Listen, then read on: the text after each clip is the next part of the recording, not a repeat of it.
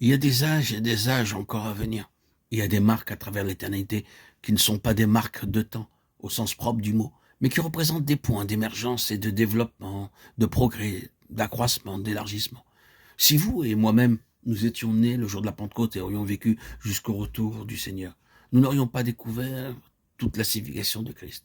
Nous aurions découvert quelque chose et atteint un certain point dans la connaissance de Christ.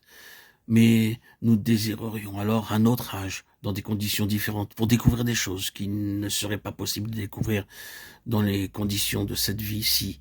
Et quand nous aurons mis à profit cette haute possibilité, probablement au-delà de celle-là, il y aurait des nouvelles possibilités, il n'y aura aucune stagnation dans l'éternité. À l'accroissement de son gouvernement, il n'y aura pas de fin, comme il est écrit dans Isaïe 9:7.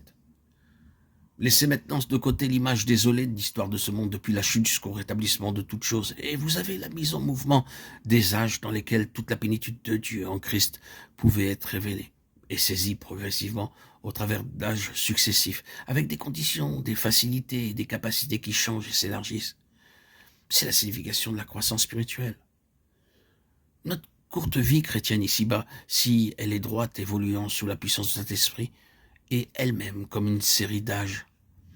Nous commençons comme enfants et acquérons ce que nous pouvons en tant qu'enfants.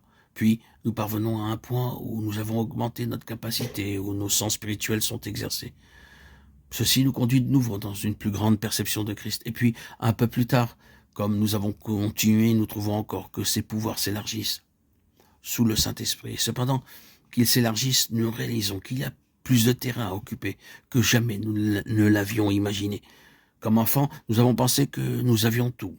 C'est naturellement un des signes de l'enfance et de la jeunesse, la protection de notre vieillesse, et que nous reconnaissons qu'il y a un vaste royaume devant nous, qui nous appelle et nous empêche de nous installer. C'est une jeunesse éternelle. Ainsi, laissant la totalité de cet état de panne dans la création, vous pouvez voir la création des âges en Christ, par son moyen, selon le dessein éternel de Dieu, qui est de réunir toutes choses en lui. Non seulement toutes choses de notre petite vie, de notre salut individuel, mais toutes choses d'un vaste univers, comme une révélation de Christ, tout étant amené par révélation à la compréhension spirituelle de l'homme, et l'homme y étant introduit. Quel Christ! C'est ce que Paul a vu. Et ceci peut bien être résumé par ses propres paroles. L'excellence de la connaissance, cette connaissance qui excelle de Christ Jésus mon Seigneur. C'est pas l'homme âgé qui dira que je le connaisse.